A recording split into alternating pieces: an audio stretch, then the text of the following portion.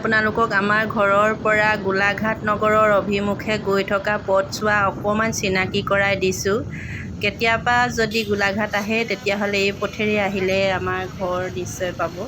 এয়া হৈছে দেৱৰাজ মহাবিদ্যালয়ৰ সন্মুখৰ পথছোৱা, যিটো আৱৰ্ত ভৱন পথ। সেই পথেৰে আহিলে আমাৰ ঘৰ পায়হি দোলাখৰীয়া। বিখ্যাত এখন বজাৰ আছে আৰু কমাৰবন্ধা মহাবিদ্যালয়ৰ সমীপত এই পথেৰে আহিলে কেতিয়াবা আমাৰ ঘৰখন পাবহি। এয়া হৈছে আৱৰ্ত ভৱন। আজি মই আপোনালোকক এয়া লৈ আহিছোঁ গোলাঘাট নগৰত থকা শংকৰদেৱ উদ্যানলৈ। আহক এই উদ্যানলৈ সোমাই যাওঁ আৰু আপোনালোকক এই উদ্যানখন অলপ দেখাই যাওঁ।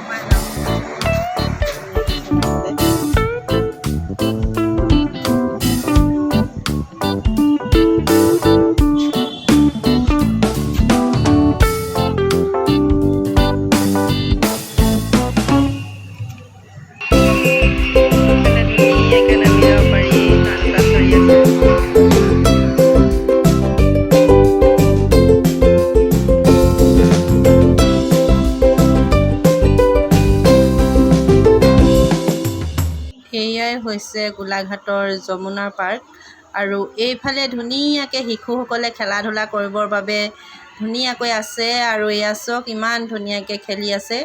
আপুনি যদি কেতিয়াবা আপোনাৰ শিশুটিক খেলাব বিচাৰে এই ঠাইলৈ ধুনীয়াকৈ আনিব পাৰে।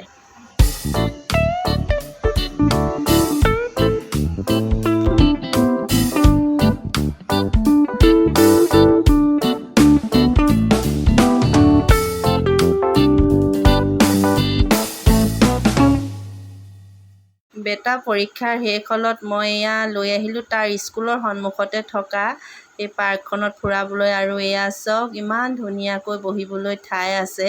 আপুনি প্ৰকৃতিৰ লগত অকণমান সময় নিৰলে ইয়াতো বহি পাৰ কৰিব পাৰে আৰু পাৰ্কখনত খোজকাঢ়িবৰ বাবেও বহুত সুবিধা আছে। এয়া চাওক আপুনি ইয়াতে দুপাক তিনিপাক খোজকাঢ়োঁ বুলি ক'লেও খোজকাঢ়িব পাৰে।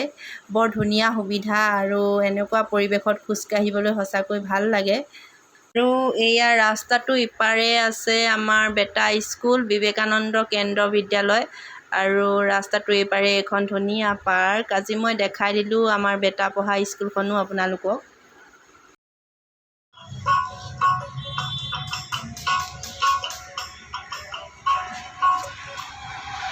গোলাঘাট নগৰৰ মাজমজিয়াত থকা এয়া শংকৰদেৱ উদ্যান মই আজি আপোনালোকক দেখালোঁ।